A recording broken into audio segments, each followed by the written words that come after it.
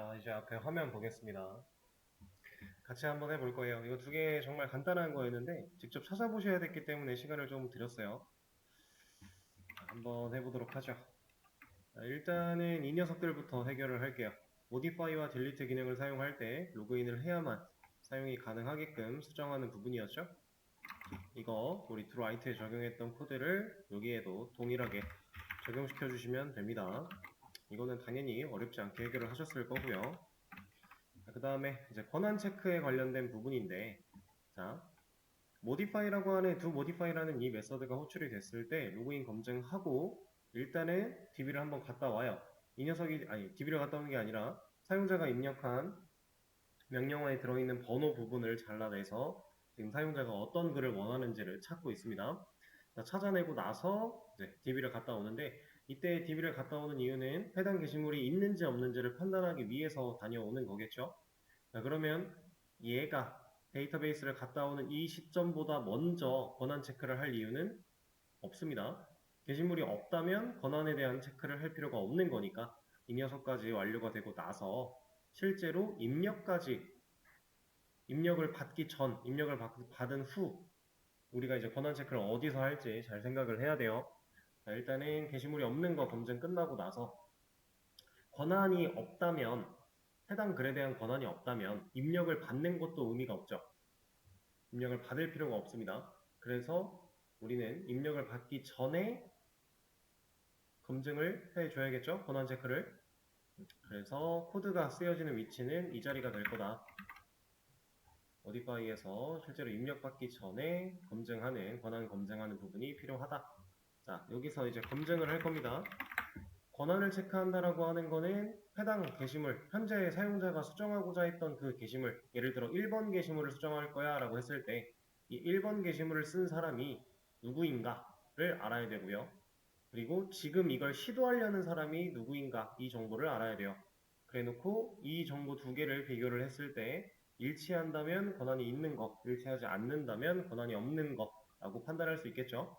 자, 그러면 제가 그림을 이렇게 한번 그려볼게요. 1번 게시물이 있는데 이 글을 2번 회원이 썼다 라고 해보겠습니다. 이렇게 했다고 했을 때 지금 로그인이 3번 회원이 로그인을 한 상태라고 가정을 할게요. 그러면 3번 회원이 나 1번 글 수정할 거야 라고 했을 때는 지금 얘는 2번 회원이 쓴 거고 얘는 3번 회원이니까 둘이 일치하지 않으니까 너 권한 없어, 이거 수정할 수 없어 해주는 거고요. 만약에 2번 회원이 로그인을 한 상태에서 나 1번 글 수정할 거야 라고 했다면 둘이 일치를 하고 있으니 문제없이 수정해 라고 넘겨주면 되는 거겠죠. 자, 그러면 게시물이 가지고 있는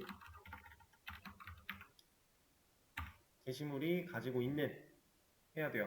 자, 근데 우리는 게시물이 있나요? 우리가 두 모디파이 메서드 안쪽에서 게시물을 가져오고 있었나요? 게시물을 가져온 적이 없죠. 게시물이 있나 없나를 따져보기 위해서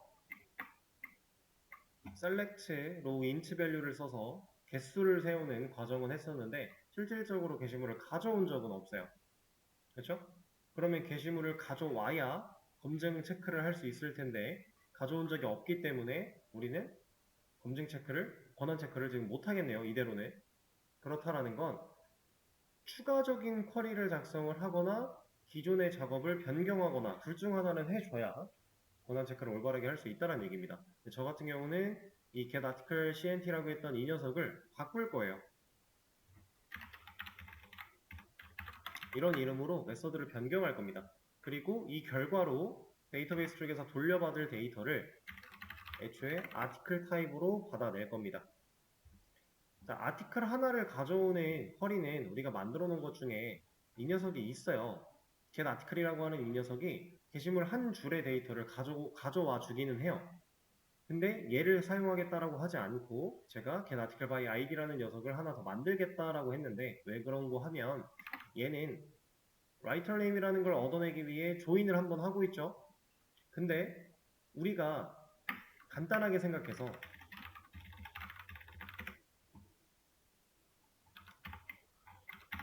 아티클 테이블만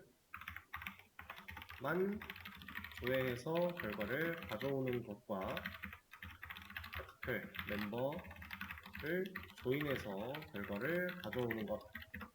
이것만 딱 놓고 봤을 때 누가 빠를까요? 당연히 가져오는 속도는 이 녀석이 빠를 수밖에 없어요. 그러니까 동일한 컬럼의 개수, 동일한 데이터들을 다 가져온다라고 했을 때 얘는 조인이라는 과정이 하나가 추가가 될 거기 때문에 얘가 상대적으로 빠를 수밖에 없습니다. 지금 당장은 우리한테 그게 체감으로 느껴지지 않겠지만 만약에 게시물이 한 200만 개 정도 되고 회원 수도 한 50만 명 정도가 된다면 이거는 이 데이터 개수를 조인으로 엮는 것만 해도 꽤나 시간이 걸릴 거예요. 그렇기 때문에 그냥 게시물 하나를 가져오는 상황에서 굳이 조인이 걸려있는 쿼리를 실행할 필요가 없다. 그래서 저는 메서드를 새로 하나 만들 거다 라는 얘기입니다. 없으니까 만들어 줄 거고요. 자, 이 녀석을 잘라내게 해서 이제는 필요가 없어지는 이 녀석 자리에 대체를 하겠습니다. 그리고 아티클 DAO한테 get article by id 라고 또 부탁을 할 건데 자, 이 과정에서 바로 DAO가 메서드를 실행한 결과를 이 자리에 바로 남기지 않고요. 재할당 과정, 재할당이란다. 재가공의 과정 한번 거쳐 줄 거예요. 그러면 여기서는 맵으로 받아야 되니까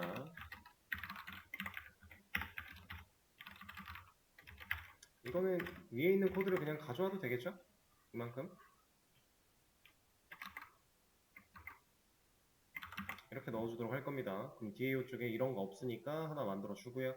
이 녀석 또 자리를 위로 올라가서 이 자리로 넣어주도록 하죠. 자, 그리고 이 안쪽에서 실질적으로 해야 되는 일은 그나마 유사한 걸 좀 가져오고 싶었는데 이걸로 합시다. 자, 이걸 가져와서 수정을 좀 해줄게요. 이런 거 필요 없고요.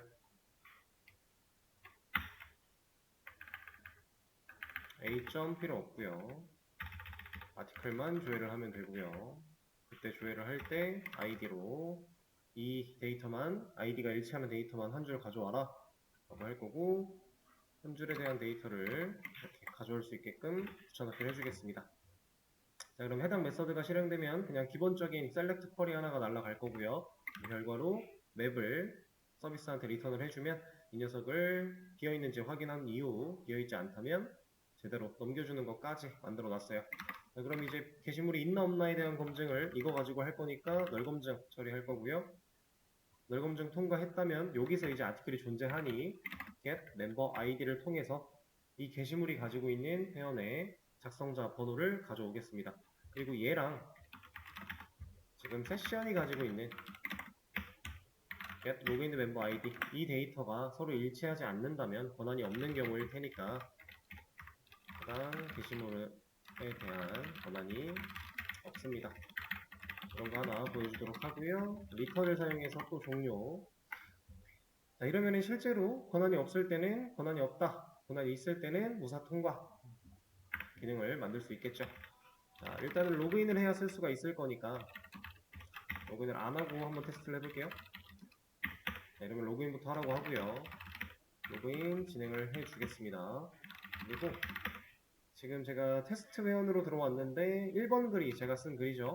그러면 2번 글을 수정하겠다라고 하면 권한이 없다. 그 다음에 1번 글을 수정하겠다라고 하면 수정이 잘 되게끔 나오고요. 수정까지 잘 완료가 되는 걸 확인할 수 있겠죠. 자, 이렇게 수정 체크, 수정 기능에서의 권한 체크. 그럼 딜리트 쪽은 사실 끝났어요. 수정과 딜리트에서는 이러한 역할들을 다 공유할 거기 때문에 이만큼을 복사를 해서 여기도 이제 is, exit 이런 녀석이 필요하지 않겠죠. 왜냐면 권한 검증 때문에 게시물이 하나가 필요할 거니까 이렇게 코드를 바꿔주고요. DAO에 가서 불필요한 녀석을 제거해 주도록 하겠습니다. 서비스도 마찬가지요. 자, 이러면 딜리트 쪽도 권한 체크는 바로 끝나겠죠. 되게 간단하게 처리를 할 수 있어요. 이렇게.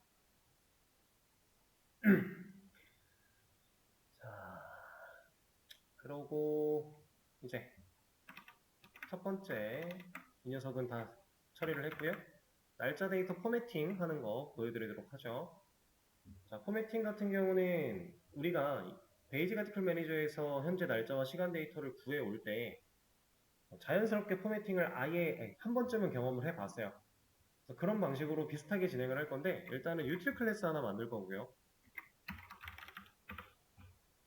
왜냐면 이 포매팅도 한 곳에서만 쓰이는 게 아니라 여러 군데에서 그냥 필요할 때마다 자주 불러다가 쓰일 수 있는 기능이기 때문에 util이라고 하는 클래스를 하나 만들어낸 다음 여기다가 메서드를 하나 생성을 할 겁니다. 그리고 이 녀석을 스태틱으로 만드는 이유는 굳이 객체화하지 않고 그때그때 필요한 곳에서 바로바로 처리할 수 있게끔 하기 위해서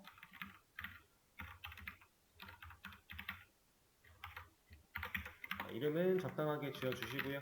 리턴 일단 에러 안 나게 만들어 줄게요. 얘를 가지고서 이 메서드에다가 실질적인 포매팅 기능을 넣어 줄 건데 자, 검색을 해보신 분들은 아시겠지만 포매팅 하는 거는 정말 간단해요. 우리가 애초에 시간 데이터와 날짜 데이터를 구하고 나서 포매팅을 하고 그 결과를 돌려주는 메서드를 만들어 봤죠. 그 부분에서 시간 날짜 데이터 구하는 부분 빼고요. 그냥 가져온 있는 데이터를 가지고 포매팅 하는 것만 코드로 작성을 하면 됩니다. 그래서 이거는 그냥 바로 여기다가 넣죠. date time formatter라고 하는 클래스를 제가 사용을 할 거고요. 이 녀석이 가지고 있는 of 패턴 이 메서드로 호출해서 여기다가 포매팅을 넣어 줄 겁니다. 이거 우리 예전에 했을 때 보셨던 방식과 똑같을 거예요.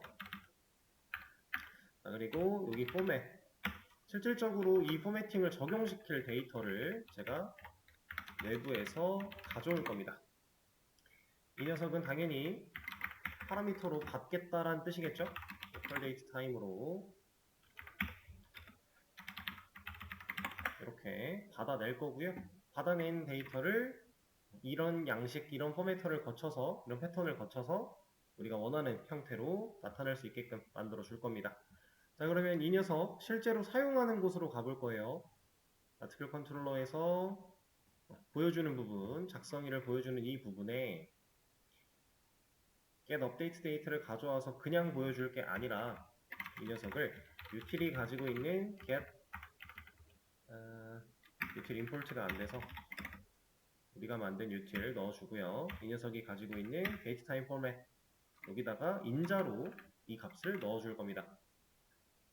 자, 그러면 이 인자가 결국에는 이 자리로 들어온다는 얘기고요. 이 자리로 들어온 데이터를 활용해서 포매팅을 적용을 한다라고 했으니 실제로 어떤 식으로 나오는지 한번 보겠습니다.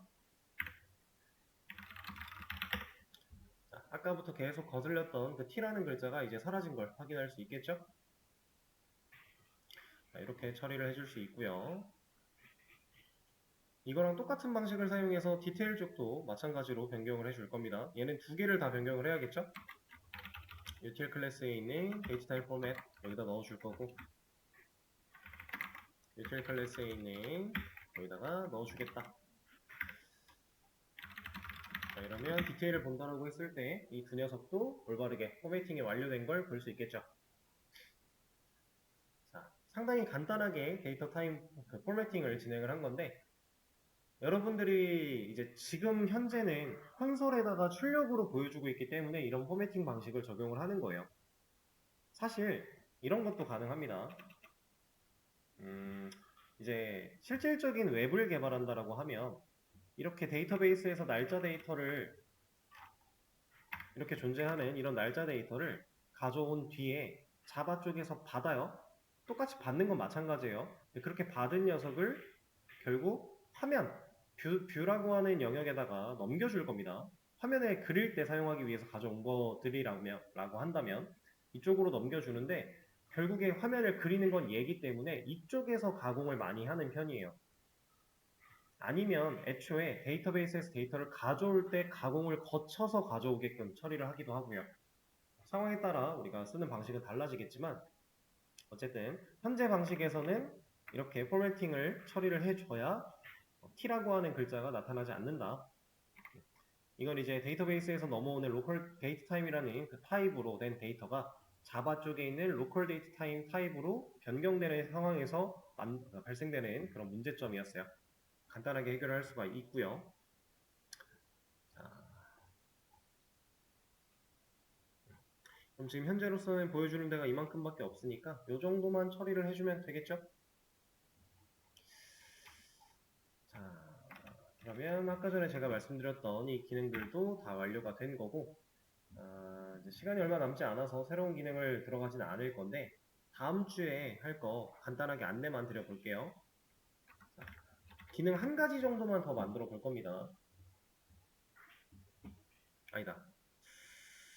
한 가지? 두 가지? 몇 개만 더 해볼 거예요. 일단은 우리 지금 조회수 기능 없는데 이거 만들어 볼 거예요. 베이직 아티클 매니저에서는 조회수 기능을 상당히 편하게 쉽게 만들었었죠.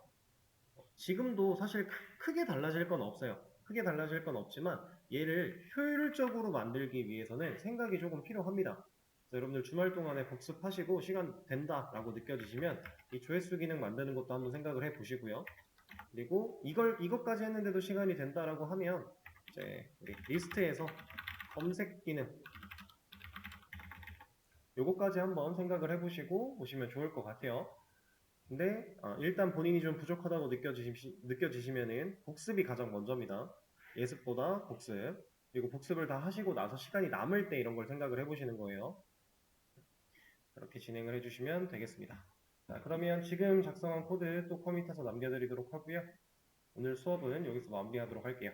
고생하셨습니다.